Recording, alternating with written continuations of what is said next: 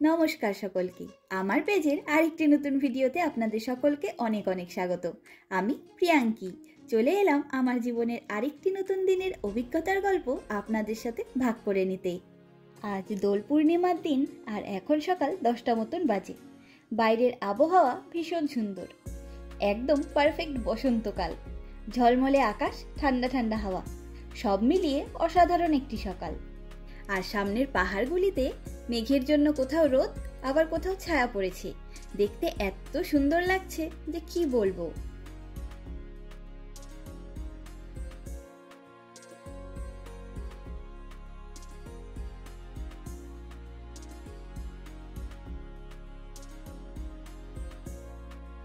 সাদা কালো মেঘের ভিড়ের মাঝ দিয়ে নীল আকাশটিকে অপূর্ব লাগছে, তাই না? বেশ কয়েকদিন পরে আবহাওয়া ভালো হলো। আর আমি ফ্লাইটে জার্নি করতে ভালো না বাসলেও ছোটবেলা থেকে আকাশের প্লেন উড়ে যাওয়া দেখতে ভীষণ ভালোবাসি। যাই হোক, চলুন এবারে ঘরের পুজোটা সেরে ফেলি, তারপর দুপুরের রান্না বসাবো। আজকের পুজোর জন্য ইন্ডিয়ান দোকান থেকে মিষ্টি আনতে গেছিলাম। জানেন, কোনো মিষ্টি নেই দোকানে। ওনাদের দোকানে নতুন জিনিস আসতে আরও 2 দিন নাকি দেরি হবে। তাই ভাবলাম নিজে কিছু বানিয়ে ফেলি। আমি দুধের ছানা কাটিয়ে পনির বানিয়ে সেগুলিকে ঘিয়ের মধ্যে একটু চিনি দিয়ে ভেজে নিলাম। আমি আসলে ছানা পনিরের সব রকম জিনিস খেতেই খুব ভালোবাসি, তাই ভাবলাম আমার ঘরের ঠাকুরেরও ভালোই লাগবে।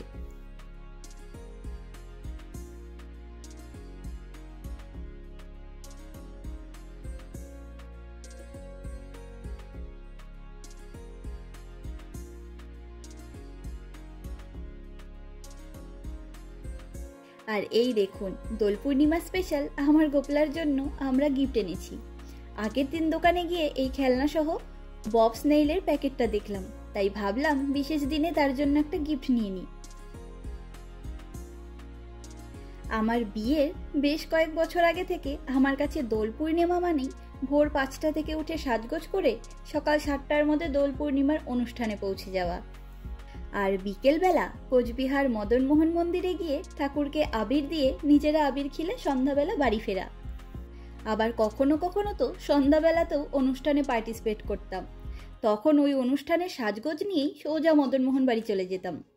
কোচবিহারের দোল পূর্ণিমা মানে গোটা শহর জুড়ে অনুষ্ঠানে ভরা। বোলপুরের বিশ্বভারতীর পরে দোল পূর্ণিমা নিয়ে এত জাঁকজমক আমাদের কোচবিহারেই দেখেছি আমি। এখন ভীষণ মিস করি সেসব দিনগুলিকে। গোটা দিনটি সাজগোজ, নাচ গান, আবির খেলা নিয়েই কেটে যেত। আর বিয়ের পর থেকে তো নাচ গান করার সুযোগ না পেলেও নানা রকম ফটোশ্যুট, খাওয়া দাওয়া, মন্দির যাওয়া, গোপালকে সাজানো, এসব নিয়েই কেটে যেত। আর এখানে এসে কি আর রং খেলবো দুজনে মিলে বলুন তো। তাই ঘরে ঠাকুরের পুজো সেরে স্পেশাল দিনে নিজেদের পেট পুজোর জন্য একটু কিছু স্পেশাল রান্না করে নেব, ব্যাস এইটুকুই। আর সেলফের ভেতরে পুজো দিলে প্লেট আর জলের গ্লাস রাখতেই জায়গা থাকে না, তাই ভাবলাম এই টি টেবিলের ওপরে আজকেও পুজোটা সেরে ফেলি। দেখতেও ভালো লাগে আর আমারও সুবিধা হয় সবকিছু গুছিয়ে নিতে। গোপলাকে ওর খেলনা আর চকলেট দিয়ে দিয়েছি। এবারে প্রসাদের প্লেটগুলো সাজিয়ে মোম জ্বালিয়ে পুজো দিয়ে নিলাম। আর আমার ঘরের ঠাকুরের যে 4টে ছবিতে আমি পুজো দিই, এগুলি আমরা আসার আগে আমার 2 বাড়ির ঠাকুরের ছবি মোবাইলে তুলে সেগুলিকে বাঁধিয়ে নিয়ে এসেছি।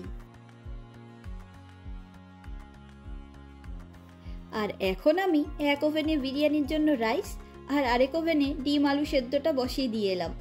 হাওয়া খেতে বাইরে। আমার তো সারাদিনে ব্যালকনিতে 20-25 বার রাউন্ড লাগানো হয়ে যায়।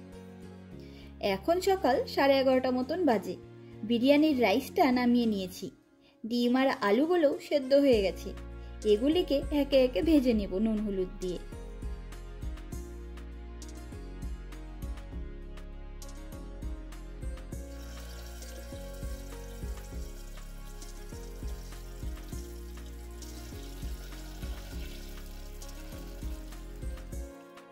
আর আজকে আমি ল্যাম্ব বিরিয়ানি বানাবো।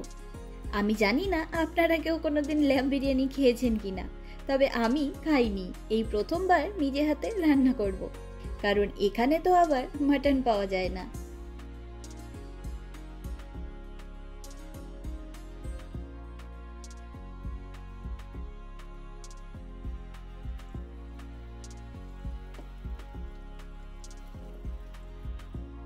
ওদিকে সেদ্ধ ডিম আর আলুগুলো ভেজে নিয়েছি ভালো করে। এবারে মাংসটা বসালাম। সবার আগেই গোটা মশলাগুলো দিয়ে দিয়েছি সর্ষের তেলে। গোটা মশলার মধ্যে দিলাম বড় এলাচ, ছোট এলাচ, দারচিনি, লবঙ্গ, শুকনো লঙ্কা, আর তারপর বড় মাপের 4 কোয়া রসুন, টমেটো আর পেঁয়াজ কুচি।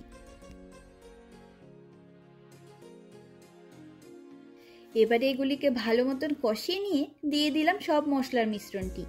এই মিশ্রণটিতে আমি দিয়েছি পরিমাণ মতন আদা, রসুন, কাঁচা লঙ্কা, হলুদ আর জিরে গুঁড়ো, সব মিলিয়ে একবারে পেস্ট করে নিয়েছি আমি।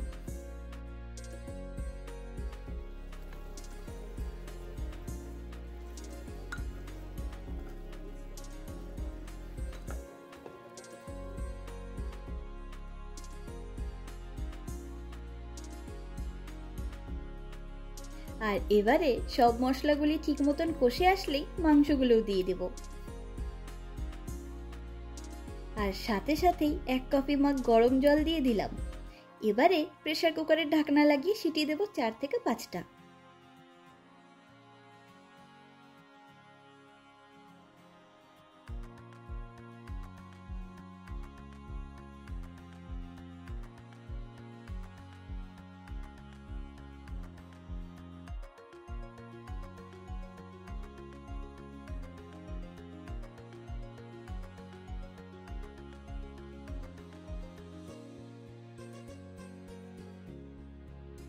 এদিকে মাংসটা রান্না হতে থাকুক, আমি ওদিকে জমে যাওয়া বাসনগুলোকে ধুয়ে ফেলি।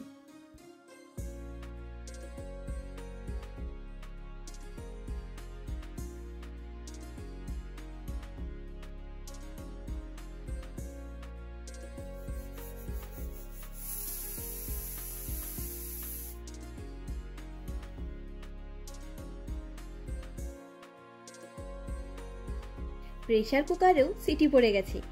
আমি তো এদিকটায় রাইসটাকেও ঘি দিয়ে কড়াইতে ছড়িয়ে নিয়েছি অলরেডি। মাংস রেডি হলেই ফটাফট ভাপে বসিয়ে দেব। তবে আজকে আমি শুধু মাংসের টুকরোগুলোকেই বিরিয়ানিতে দেব। গ্রেভি সহ কয়েক পিস মাংস রেখে দিয়েছি আলাদা করে। বিরিয়ানির রাইসটা দেখবেন ঝরঝরে হলেই বেশি ভালো লাগে খেতে।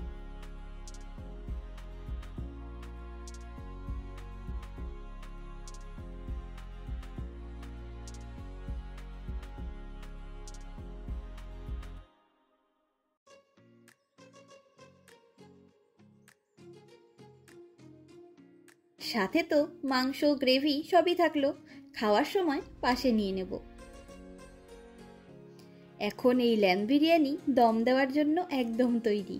তবে খেয়াল করে দেখুন, আমি রাইসটার মধ্যে একদম মাঝখানে বেশ কিছুটা পরিমাণ ঘি দিয়েছি। এই ঘিটা যখন সম্পূর্ণ গলে যাবে তখন বোঝা যায় যে ওপর অবধি ভাবটা ঠিক মতন এসেছে।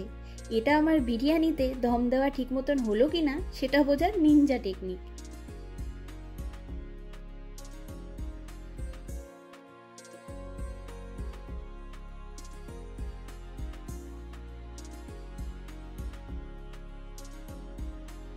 বিরিয়ানিটা দম হতে থাকুক। চলুন আপনাদেরকে আমার বাগানের নতুন ফুলগুলিকে দেখাই। মাত্র একটা ফুলই ফুটেছে, তাই আর এটাকে তুলে নিয়ে ঠাকুরের কাছে পুজো দেইনি। তবে বেশ কয়েকটা কুড়ি এসেছে। এই গাছগুলি ভালোই ফুল দেবে মনে হচ্ছে এবারে। আর ভেনিস যাওয়ার আগে কিছুটা গোটা ধনে ছড়িয়ে দিয়ে গেছিলাম মাটিতে। এসে দেখলাম সেখানেও কুশি আসছে। এই ধনেপাতা কিনতে কিনতে আমরা হাঁপিয়ে যাচ্ছি, এত দাম নেয়। 50 গ্রাম ধনেপাতার দাম এখানে 110 টাকার মতন। ভাবুন খালি। ওই জন্যই আমি গাছগুলো লাগালাম, যে কদিন থাকে সে কদিন তো খেতে পারবো।